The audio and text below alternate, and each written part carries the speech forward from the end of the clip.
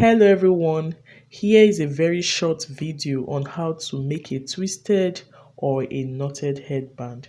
It is very straightforward, and if this sounds like what you love, kindly watch this video to the end. Please do not forget to like, comment and share this video. So let's get started.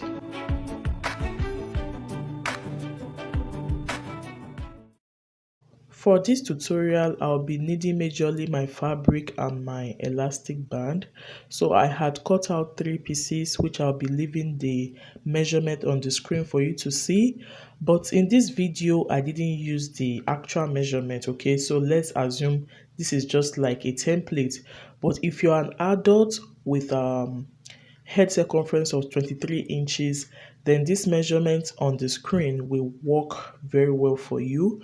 But if you want to sew for a child, you can deduct 2 inches from the length of the band. Hope that makes sense. So I stitched on this fabric on the wrong side at half an inch, okay? But for the elastic tube, I stitched at quarter of an inch. The next thing I did was to flip it over to the right side, just as you can see, and I made sure that the seam was at the middle, okay? I didn't leave the seam at the side. I positioned it in a way that the seam will be at the middle. I then gave all these 3 pieces a good press. So this is how this looks. So what I'll be doing is just to do like an X. You can see it looks like an X or like crisscross. So this is how this folding will be, and I'm just going to stitch on the 2 ends just to close it. Just stitch maybe at half an inch. But before you do that, it's good you pin it down to hold it in place, because if you look at the fabric I used, is kind of stretchy. It's kind of stretchy. So I'll just pin it down that way, and I will set it aside. Or before you set it aside, you can even stitch on it at half an inch. Then for the elastic tube or elastic casing, I got my elastic band or elastic, as some people will call it. I just put my pin on one end, that's my safety pin, and I brought it out. You guys know how to fix elastic inside elastic casing. So that was basically what I did. Note the elastic has to be shorter than the tube itself so that you can really get that elastic nature.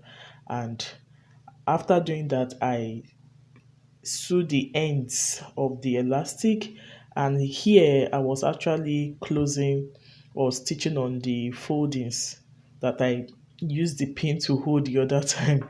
I really don't know how to explain this part, but if you are following, you understand what I did. So I just did it one way. I stitch on the 2 sides, then I stitch on the elastic casing, and that's it. You can see, very straightforward. So watch out guys, what I'll be doing here. I will just put the elastic, should I call it rope, just as you can see me do it. I will use the band area to wrap it up. Okay, I will do it on one end, and I'll also repeat the same thing on the other end. And there are 2 things you can do here. Either you make use of your sewing machine to stitch it, depending on how thick it is, or you can use your hand needle and thread.